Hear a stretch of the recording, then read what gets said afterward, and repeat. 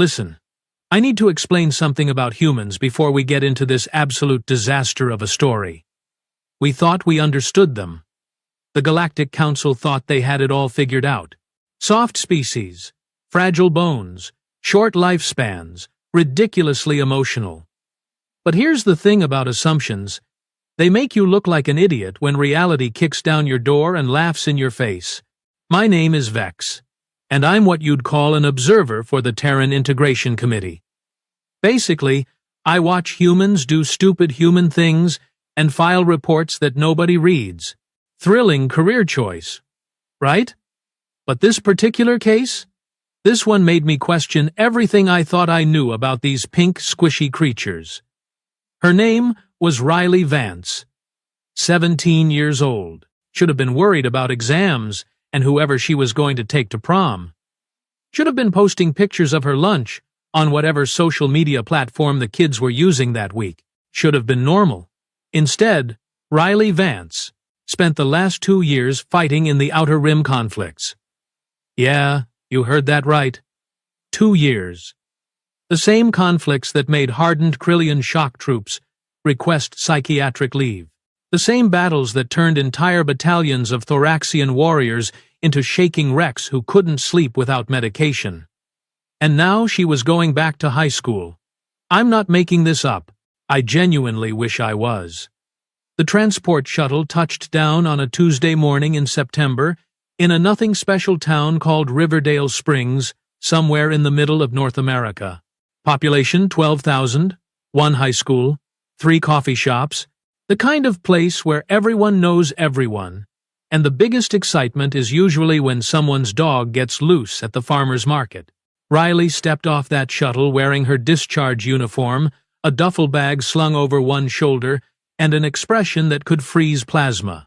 I was monitoring from orbit, standard protocol for returning human soldiers. We'd learned the hard way that reintegration could get messy. Her mother was waiting. Catherine Vance, 42, worked as a nurse at the local hospital. She ran toward Riley with tears streaming down her face, arms outstretched for a hug that any normal person would have welcomed after 2 years away. Riley didn't move. She just stood there, shoulders rigid, jaw clenched, while her mother wrapped her arms around her. I zoomed in the surveillance feed. Riley's hands were shaking, not from emotion, from restraint. She was actively stopping herself from reacting to the contact like it was a threat. "Oh boy, I missed you so much, baby," Catherine sobbed into Riley's shoulder. "I missed you every single day." "Yeah," Riley said, flat, emotionless. "Me too." That was a lie. I could tell from the micro-expressions, the way her eyes scanned the perimeter, the slight shift in her stance that kept her mother between herself and the shuttle in case she needed cover. Riley Vance hadn't been thinking about home. She'd been thinking about survival. Catherine pulled back, wiping her eyes, smiling despite the obvious discomfort. "Come on, honey, let's go home. I made your favorite dinner. Lasagna, remember?" Riley nodded, picked up her duffel bag, followed her mother to their vehicle, a beat-up sedan that had seen better decades. The whole time, her eyes never stopped moving, scanning, analyzing, looking for threats that didn't exist in suburban Ohio. This was going to be spectacular. And by spectacular, I mean catastrophically terrible. The house was exactly what you'd expect. 2 stories, white paint peeling slightly around the windows, a lawn that needed mowing, and a basketball hoop in the driveway that probably hadn't been used in years. Catherine kept up a steady stream of chatter about what Riley had missed, who'd gotten married, who'd had babies, whose dog had died. Riley said nothing. Inside, the house smelled like home cooking and laundry detergent. Catherine had, decorated with those inspirational signs that humans love so much, live, laugh, love, in cursive over the fireplace. Home is where the heart is, in the kitchen, that kind of thing. Riley stood in the living room like she'd been dropped onto an alien planet, which, technically, she had been. Multiple times. But this seemed harder for her somehow. Your room is exactly how you left it, Catherine said, beaming. I didn't change a thing. Well, I cleaned it, obviously. But all your stuff is there. Your posters, your books, everything. Riley climbed the stairs slowly. Each step measured. Careful, like she expected the wood to give way beneath her feet. Her room was a time capsule. Band posters on the walls. Stuffed animals on the bed. A desk with old-school notebooks still stacked in the corner. Pictures taped to the mirror. Riley with friends, laughing, carefree, young. A different person. She dropped her duffel bag and sat on the bed. It creaked under her weight. Too soft. Too comfortable. She stood back up immediately and ended up sitting on the floor instead, back against the wall, where she could see both the door and the window. Old habits. Dinner was awkward. Catherine tried her best, asking questions about where Riley had been, what she'd done. Riley gave one-word answers. Classified featured heavily. So did fine and nothing special. Nothing special. Right. I'd read the reports. Riley had been part of a human special forces unit attached to the 47th Expeditionary Fleet. She'd seen action on 14 different worlds, survived 3 ship breaches, pulled wounded soldiers out of burning wreckage, held positions against impossible odds, earned commendations from 4 different species military branches. Nothing special. School starts tomorrow, Catherine said gently. I know it's sudden, but the administration thought it would be better to get you back into routine. Normal life, you know? Riley's fork stopped halfway to her mouth. School. Yes, honey, Riverdale High, just like before. You'll be a senior this year. Isn't that exciting? You can still graduate with your class, catch up with your friends. Right, Riley said. Friends. The next morning arrived way too fast. Catherine woke Riley up at 6:30, knocking gently on the door. Time for school, sweetie. Riley had been awake for 2 hours already. I could see from the thermal imaging that she'd barely slept, maybe 90 minutes total. She'd spent most of the night sitting against the wall, staring at the door. She dressed in jeans and a plain black shirt. No makeup. Hair pulled back in a tight ponytail. Combat ready. Even though she was going to chemistry class, Catherine drove her to school, still maintaining that determined cheerfulness. You're going to do great, honey. Everyone's so excited you're back. Mrs. Patterson said she can't wait to see you in English class. And your friends? Oh. Morgan has been texting me asking when you'd be home.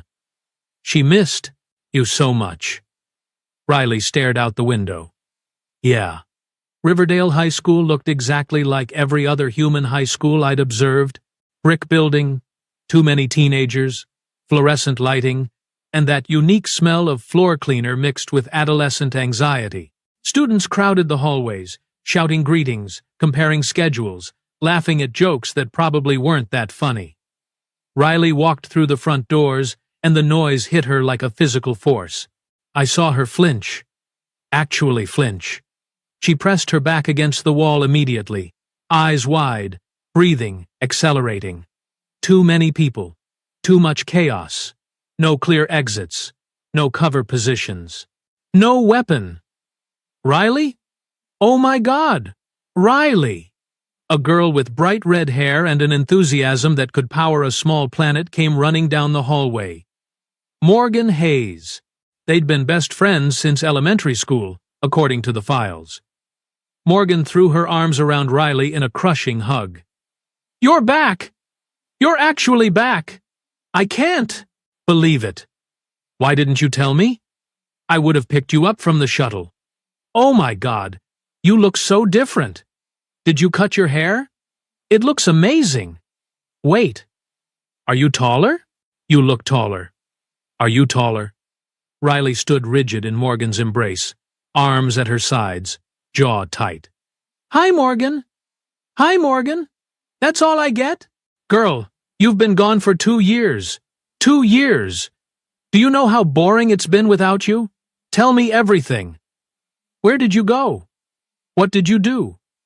Did you see any cool planets? Did you meet any cute aliens? Classified, Riley said. I can't talk about it. Morgan's smile faltered slightly. Oh, right. Military stuff. That's so cool, though. You were in the military. That's like so badass. Everyone's going to want to hear about it. Come on, let's get to homeroom. Mrs. Patterson is going to freak out when she sees you. Morgan grabbed Riley's hand and pulled her down the hallway. Riley let herself be led. But I could see the tension in every muscle. She was scanning constantly. Windows, doors, faces. Looking for threats. Looking for danger. In a place where the biggest risk was cafeteria food poisoning. Homeroom was exactly what you'd expect. 25 teenagers trying to wake up before 8 in the morning. Mrs. Patterson was a pleasant woman in her 50s who wore too much floral print and genuinely seemed to care about her students. Riley, she exclaimed when she saw her. Welcome back. We're so glad to have you home safe. Please, take any seat you'd like. Every head turned to stare. 25 pairs of eyes focused on Riley. Evaluating, judging, curious. Riley's hand twitched toward her hip, where a sidearm would have been. Wasn't. She forced herself to walk to an empty desk in the back corner. Of course, it was the back corner. Wall behind her. Clear line of sight to the door. Defensible position. Okay, everyone, settle down, Mrs. Patterson said. Let's take attendance, and then we'll go over today's announcements. The morning proceeded in standard high school fashion. Bells rang. Students shuffled between classes. Teachers tried to make curriculum interesting and mostly failed. Riley moved through it all like a ghost, present but not really there. In chemistry, the teacher, Mr. Holbrook, was demonstrating something with beakers and liquids. An experiment. Routine. Educational. He mixed two solutions together. They reacted. Made a loud popping sound and a small flash of light. Riley was on the floor instantly. Desk knocked over. Chair kicked back. Hands covering her head. Breathing rapid and shallow. The classroom went silent. Everyone staring. Riley? Mr. Holbrook said carefully. Are you okay? Riley looked up. Saw everyone watching her. Realized where she was. Slowly stood up. Righted her desk. Sat back down. Fine. I'm fine. Just startled me. But she wasn't fine. I could see her hands shaking. Could see the sweat on her forehead. That was a full panic response. Combat instinct triggered by a chemistry demonstration. At lunch, Morgan dragged Riley to their usual table. 4 other girls were already sitting there. Jessica, Amber, Taylor, and someone named Brittany, who apparently hadn't been part of the group before Riley left. Look who's back, Morgan announced triumphantly. Our girl Riley. The responses varied. Jessica smiled warmly. Amber looked uncomfortable. Taylor seemed genuinely happy. Brittany looked annoyed at having the group dynamic disrupted.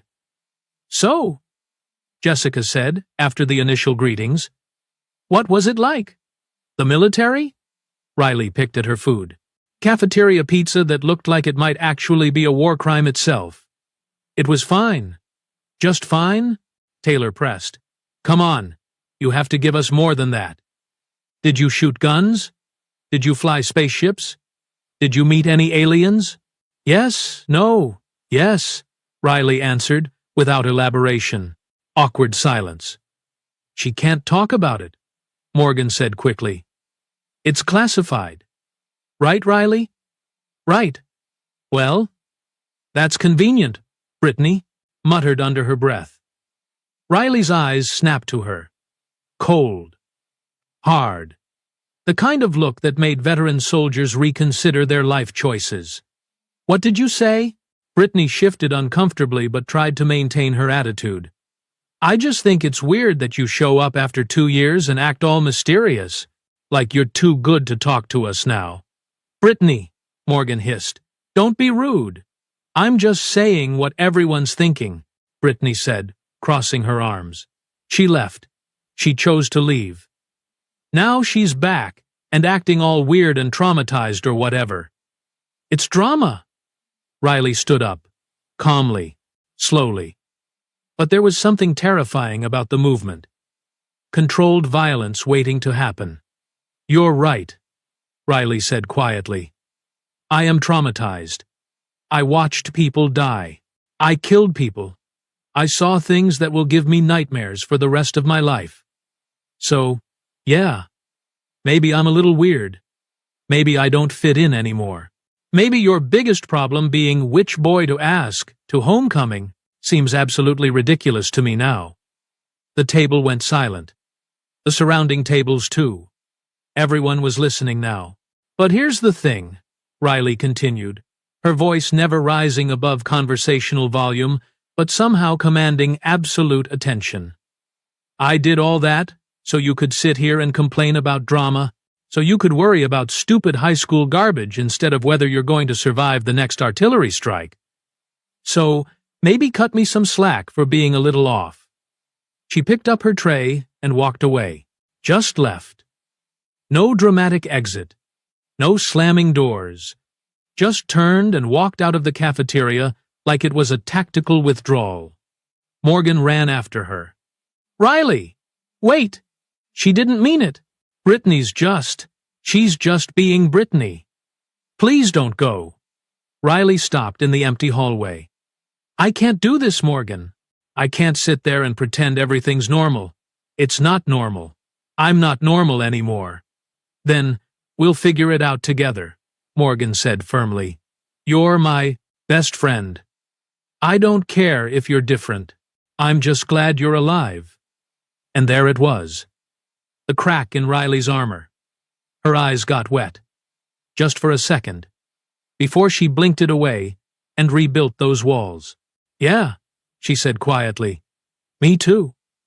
The rest of the day continued its downward spiral. In gym class, someone threw a basketball too hard, and it bounced off the wall behind Riley. She spun, dropped into a combat stance, fists raised, ready to fight. The gym teacher had to talk her down like she was a spooked animal. In history class, they were discussing military conflicts. The teacher, well-meaning but clueless, asked Riley if she wanted to share her experiences. She declined. He pressed. She stood up and walked out without a word. By the time the final bell rang, Riley looked exhausted. Not physically tired, mentally drained, like she'd been fighting a battle all day. Which she had been, just not the kind anyone else could see. Catherine picked her up. How was your first day? Back? Riley stared out the window. It was school. Did you see your friends? How's Morgan? Did you get your schedule sorted out? Yeah. Fine. Yeah. Catherine tried a different approach. I know this is hard, honey. Adjusting back. But it'll get easier. You just need time. Riley didn't respond. What could she say? That time didn't fix what she'd seen? That you can't just forget watching your squad mate bleed out in your arms? That every loud noise made her want to find cover? That she felt more at home in a combat zone than in her own bedroom? That night, Riley sat on the floor of her room again. I monitored from orbit, running analysis protocols, trying to predict how this situation would develop. The preliminary assessment wasn't good. Riley Vance was a soldier, trying to exist in a civilian world. A warrior trapped in a place that had no use for warriors. A girl who'd seen too much, trying to pretend she could go back to being a girl who'd seen nothing. And Riverdale High School had absolutely no idea what to do with her. This was only day one. I began drafting my report with a growing sense of dread. Human reintegration protocols were clearly inadequate. The disconnect between military service and civilian life was creating a pressure point. Something was going to break. I just hoped it wouldn't be Riley.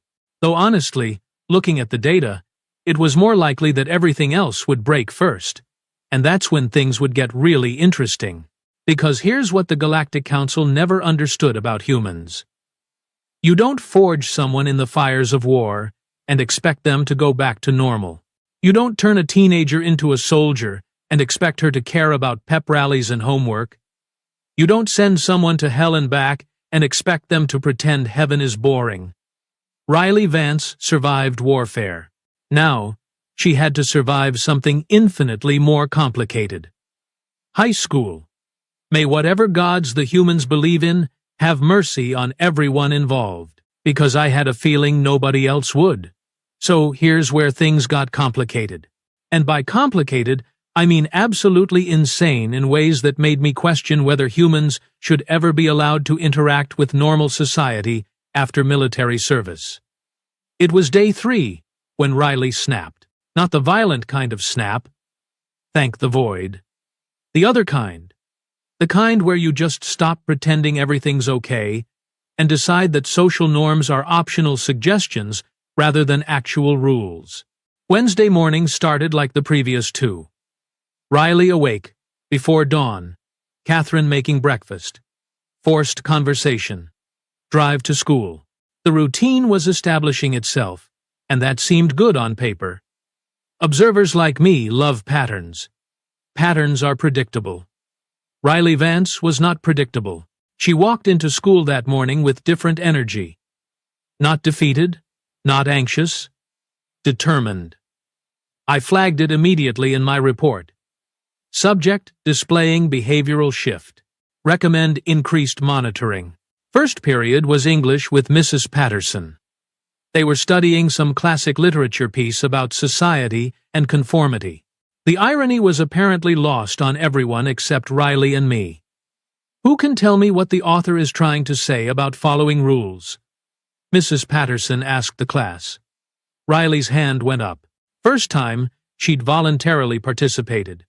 Mrs. Patterson looked thrilled. Yes, Riley?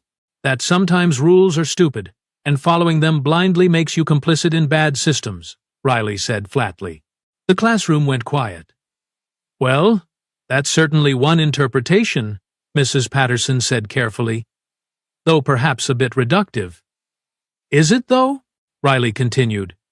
I mean, the whole book is about people doing terrible things because they were told to, because it was easier to follow orders than think for themselves. Seems pretty clear to me. Mrs. Patterson opened her mouth, closed it, opened it again. That's a very mature observation, Riley. Perhaps we can explore that theme further. But Riley was already done participating. She'd made her point. She went back to staring out the window, watching the perimeter like enemy forces might appear at any moment. Second period was where things escalated. Mathematics. Mr. Caldwell was one of those teachers who thought making kids solve problems on the board was character building. Spoiler alert, it's not. It's just awkward. Riley, why don't you come up and show us how to solve number 14? Mr. Caldwell said. Riley looked at the board, looked at him. No, Mr. Caldwell blinked. Excuse me? I said no. I don't want to. Miss Vance? That wasn't a request. Riley stood up, calmly packed her notebook into her bag.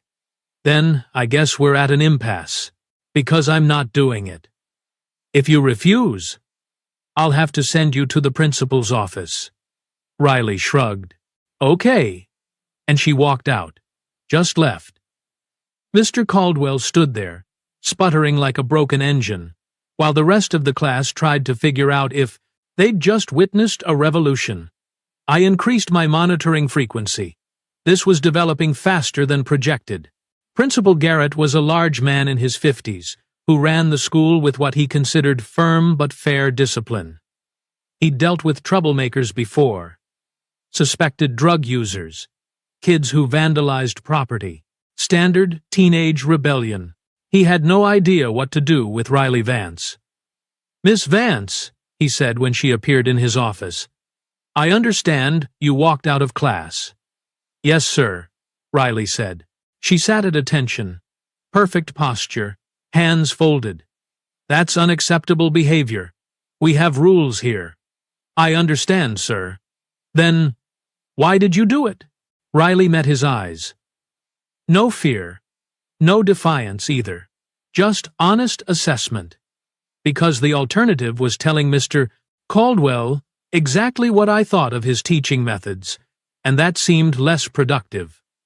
Principal Garrett leaned back in his chair. You're having trouble adjusting. That's an understatement, sir.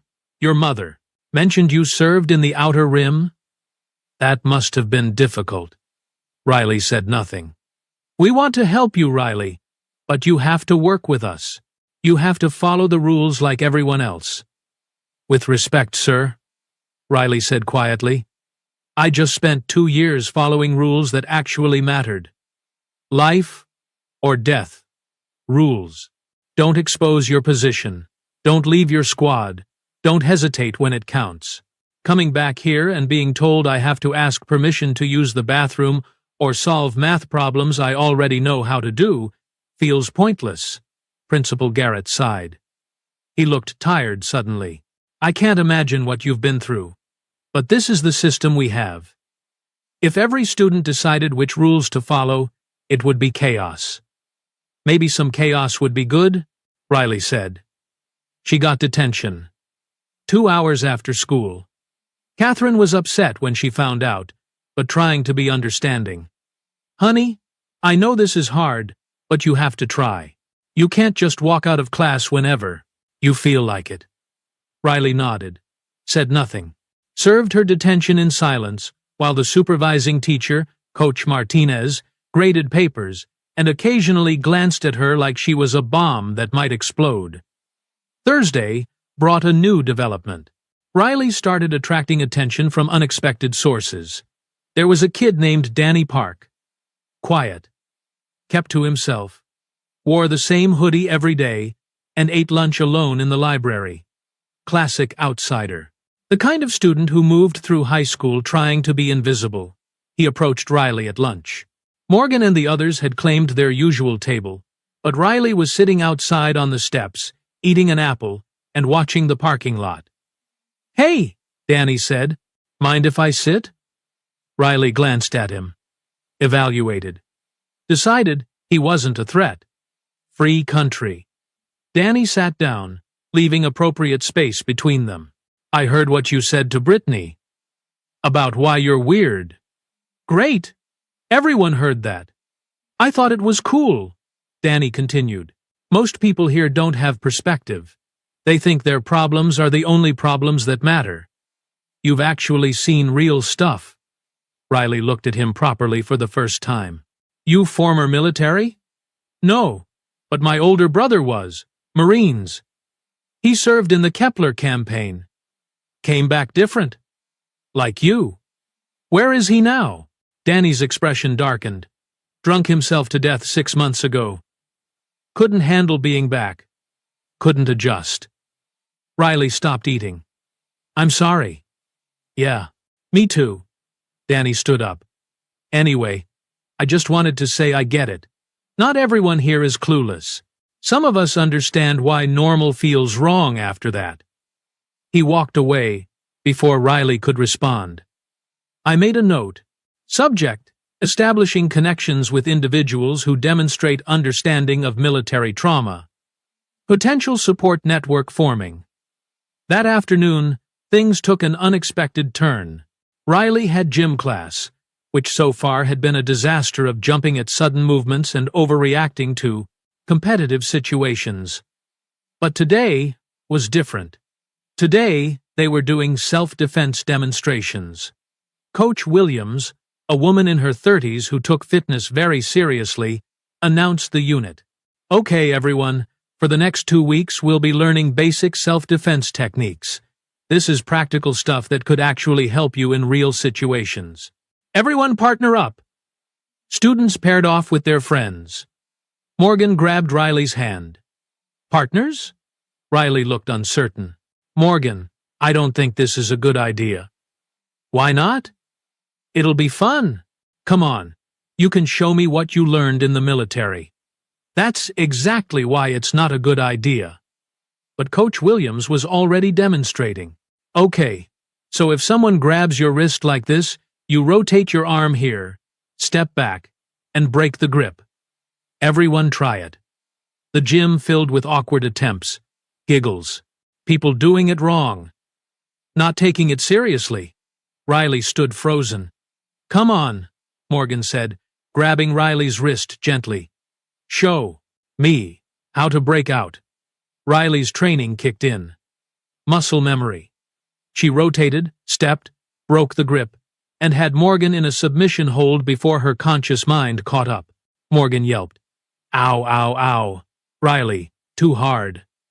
Riley released immediately, stepping back, hands raised. I'm sorry. I'm sorry. Are you okay? Morgan rubbed her shoulder. Yeah, I'm fine. Just, wow. That was fast. Coach Williams had noticed. She walked over. Miss Vance, can I talk to you for a second? Riley followed her to the side of the gym, expecting punishment. Instead, Coach Williams smiled. That was impressive. Real training, not just YouTube videos. How much hand-to-hand combat experience do you have? Enough, Riley said carefully. I'm going to be honest. Most of these kids don't take this seriously. They think self-defense is a joke. But it could save their lives someday. Would you be willing to help demonstrate? Show them what real technique looks like? Riley hesitated. I don't want to hurt anyone. Controlled demonstrations. I'll be your partner. I've got military training too. Army. 8 years. I can handle it. Something shifted in Riley's expression. Recognition? Respect? You were Army? Combat medic. Saw action in 3 different sectors before I decided teaching was safer. Coach Williams grinned. Spoiler alert, teenagers are more dangerous than enemy combatants. Riley actually smiled. Small, brief, but real. Yeah, I'm figuring that out. For the next 30 minutes, Riley and Coach Williams demonstrated proper self-defense techniques. How to break grips, how to create distance, how to strike effectively if necessary. The class watched in stunned silence. This wasn't their awkward classmate anymore. This was someone who moved with precision and purpose. Someone who actually knew what they were doing. See how Riley maintains her base here? Coach Williams explained. She's balanced. Can't be easily pushed over. That's key. You're no good to yourself on the ground unless you want to be there. They went through scenarios. Wrist grabs, bear hugs, choke holds. Riley responded to each with textbook-perfect counters, modified for safety. She was careful, controlled, but you could see the capability underneath. The potential for real violence if it was necessary. Okay, Coach Williams said at the end. That's what it looks like when someone actually knows what they're doing. Practice those techniques with your partners. Riley and I will come around and help. For the first time since returning, Riley looked comfortable. In her element, this was familiar territory. Physical problems with physical solutions. No social ambiguity. No pretending. After class, several students approached her. Not to mock, to ask questions. How did you learn that? One boy asked. Can you teach me that armbar thing? A girl wanted to know. That was sick. Are you like a ninja or something? Riley fielded questions with growing confidence. Brief answers. Technical explanations. No elaboration on where she'd learned it or why. Coach Williams pulled her aside afterward. You did good today. I meant what I said about helping. These kids could learn a lot from you. And between us, I think you could use something familiar. Something that makes sense. Yeah, Riley admitted. This was okay. Better than sitting in a classroom pretending algebra matters. Oh, algebra definitely doesn't matter, Coach Williams said with a conspiratorial grin. Don't tell the math department I said that. Friday arrived with building momentum. Word had spread about Riley's gym class demonstration. Suddenly, she wasn't just the weird military girl. She was the dangerous military girl. That came with its own problems. Marcus Webb was a problem looking for a place to happen. Senior, linebacker on the football team, used to being the tough guy, used to people being intimidated by him. He cornered Riley at her locker between classes, his friends flanking him. Classic. Dominance display. "So you're the soldier girl everyone's talking about," Marcus said. Riley didn't look at him. Kept organizing her books. "That's me. My dad says girls can't really be soldiers. Says the military went soft. Your dad's entitled to his opinion. He says they lower the standards so girls can pass. Says it's not real combat." Riley closed her locker, turned to face him. Her expression was completely neutral. "Are you trying to make a point? Or just wasting my time?" Marcus stepped closer. Invasion of personal space. Intimidation tactic. "I'm saying maybe you're not as tough as everyone thinks." "Maybe," Riley agreed. "Only one way to find out." His friends laughed. Marcus grinned, thinking he'd won. "You threatening me?" "No. Stating fact. You want to know if I'm tough? Test it. Otherwise, move. You're blocking my path to class." The hallway had gone quiet. Everyone watching, waiting.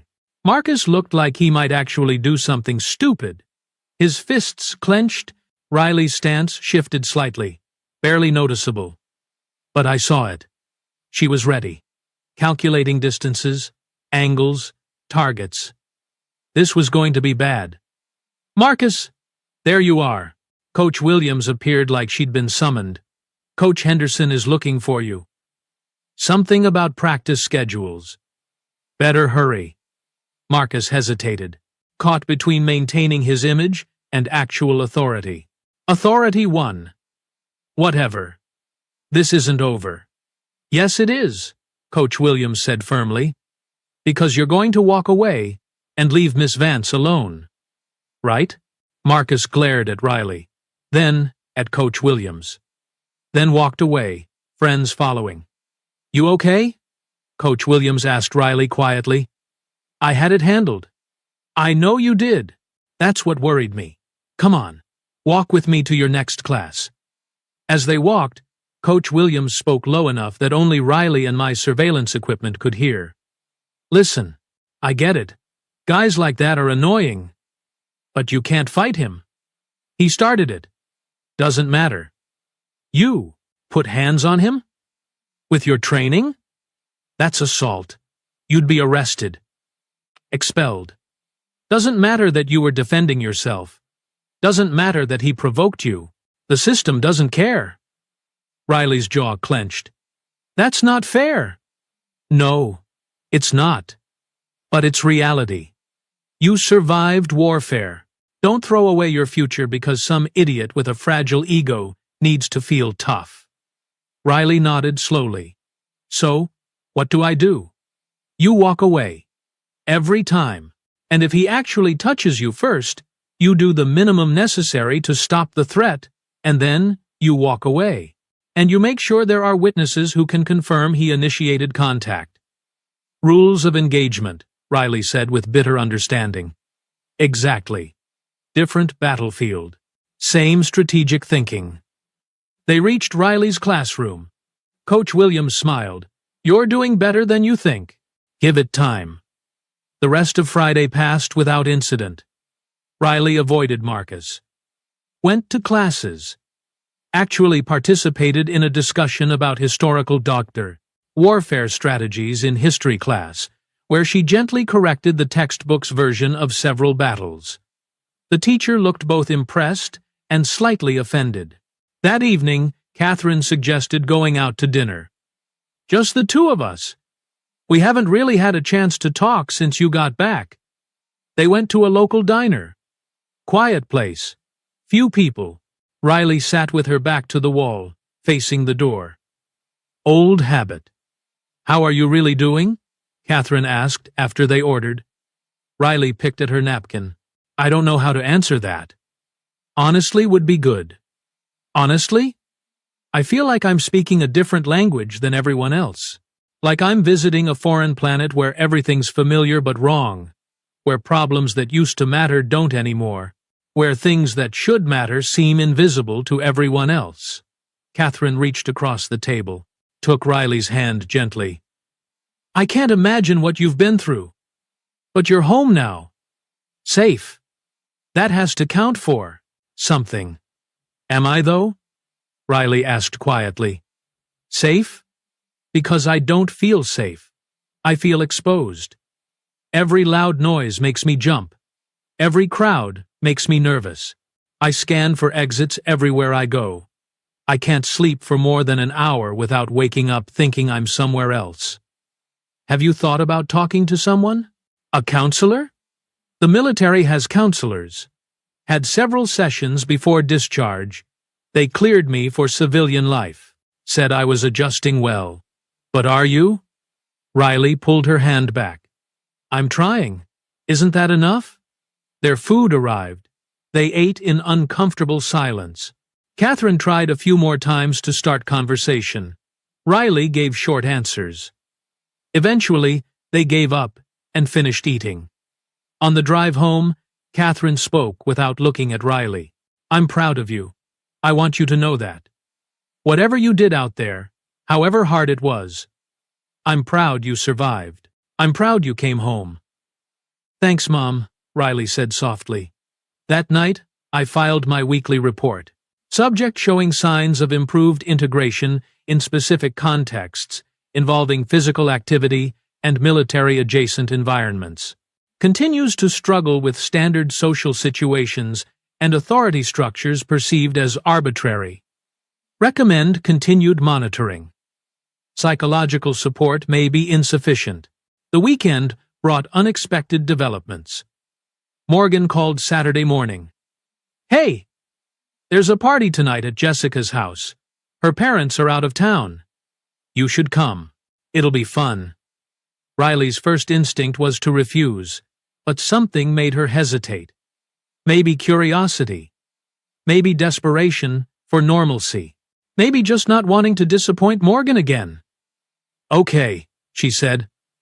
I'll come. Morgan squealed. Really? Oh, good. I'll pick you up at 8.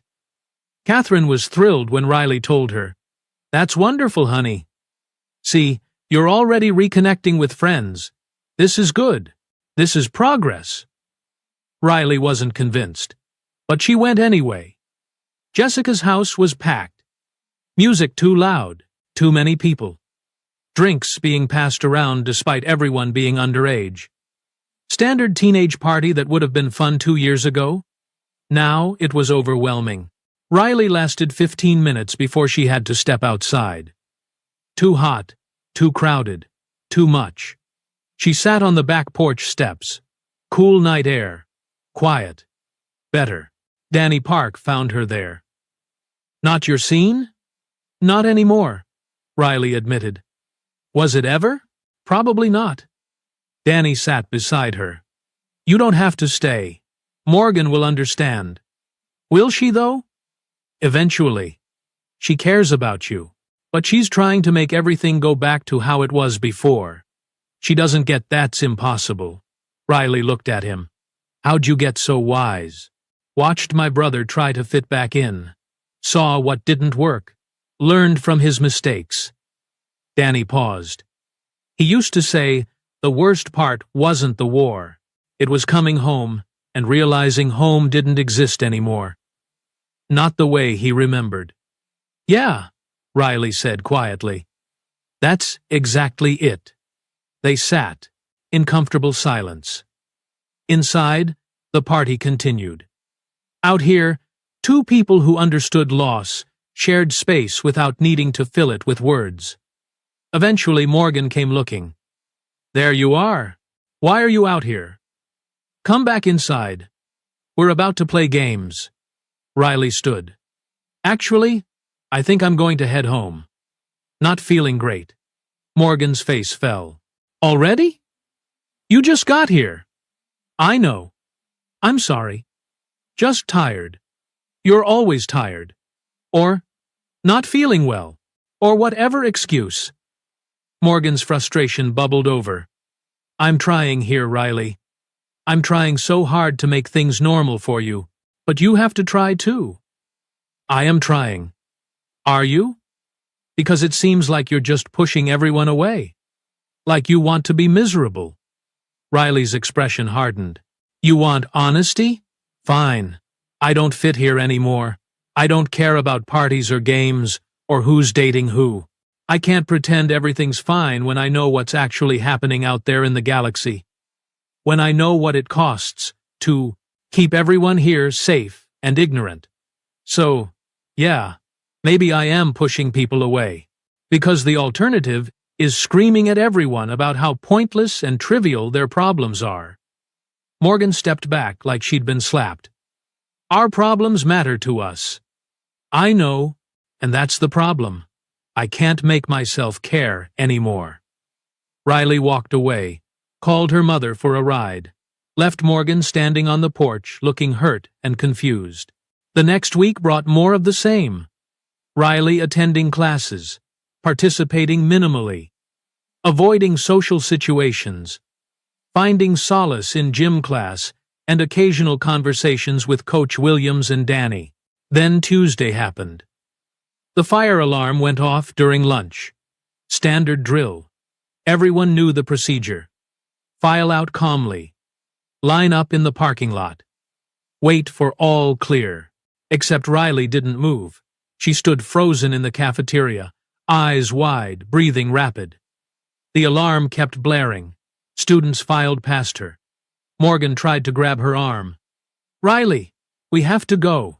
Outside! Riley didn't respond. She was somewhere else. Hearing something else. Seeing something else. I recognized the signs. Immediately. Full dissociative episode, triggered by auditory stimulus matching combat alert patterns. Coach Williams appeared.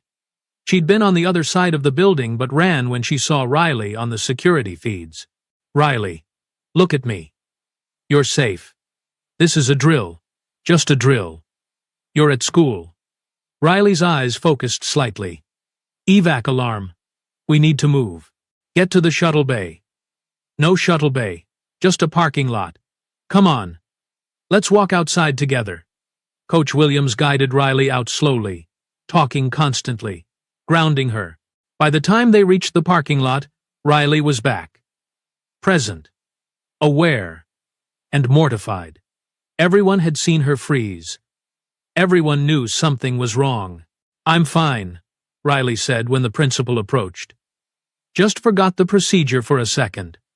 Nobody believed her. That evening, Principal Garrett called Catherine, suggested Riley might benefit from homebound instruction, finish her classes online, graduate without the stress of daily attendance. Catherine relayed this to Riley. It's not giving up. It's adapting, finding what works for you. Riley sat on her bedroom floor. It's admitting I can't handle normal life.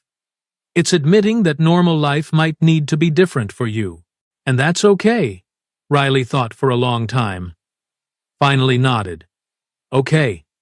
Let's do it. The paperwork was filed. Arrangements made. Riley's last day of in-person school was Friday. She cleaned out her locker, turned in textbooks, said awkward goodbyes to teachers who tried to be encouraging. Morgan found her at the end of the day. So you're really leaving? Yeah. I'm sorry I said those things at the party. I was just frustrated. I know. It's okay. It's not, though. You were right. I was trying to force you to be who you were before, but that person doesn't exist anymore. Riley looked at her best friend. I'm still me, just different. I know, and I need to learn who this version of you is. Can I do that? If you want to. Morgan hugged her. I do. We'll figure it out. Video calls, texts, whatever works. Yeah, okay. Riley walked out of Riverdale High School for the last time, got in her mother's car, drove away from the building that was supposed to represent normal teenage life. 2 months later, I filed my final report. Subject Riley Vance has successfully transitioned to homebound education. Academic performance exceeds previous levels. Has begun online support group for veterans experiencing reintegration difficulties. Has been contacted by military liaison about developing better transition programs for young service members. Physical health stable. Mental health improving with appropriate accommodations and support systems. Has maintained friendship with Morgan Hayes and Danny Park through digital communication. Relationship with family unit strong. Subject has found work as self-defense. Instructor at local community center, 3 evenings per week. Reports feeling purposeful and valued in this capacity. Has been contacted by 2 other returning soldiers seeking mentorship. Assessment. Successful adaptation achieved through recognition that traditional reintegration pathways inadequate for subject-specific needs. Required customization of approach rather than forced conformity to standard civilian patterns. Recommendation. Expand observation to other returning human soldiers. Current protocols insufficient. Suggest development of individualized transition programs recognizing that military service, particularly combat experience, creates permanent cognitive and behavioral changes requiring accommodation rather than correction. Additional note. Humans continue to demonstrate remarkable adaptability when provided appropriate support structures. Subject Riley Vance did not fail to adjust to civilian life. Civilian systems initially failed to adjust to her. Correction has been implemented at local level. Recommend scaling to planetary level. I closed the file. Marked Riley's case as resolved. She'd found her path. Different than expected. Not what anyone planned. But functional. Sustainable. Real. 6 months later, I received an update. Riley had graduated with honors. Been accepted to university with full military scholarship. Started dating someone she met at the community center. Still had nightmares. Still struggled with crowds. Still carried pieces of war with her everywhere. But she was living. Actually living. Not pretending. Not conforming. Just existing as whoever she'd become.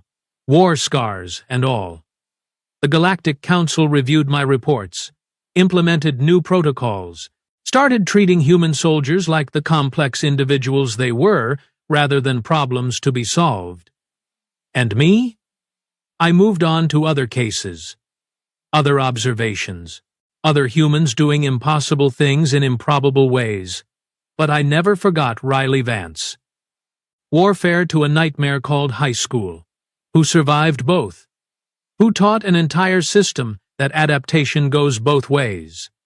Humans, I've learned, don't break easily. They bend. They adjust. They find new shapes to fit new spaces.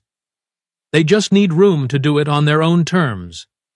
And sometimes, that's the most human thing of all.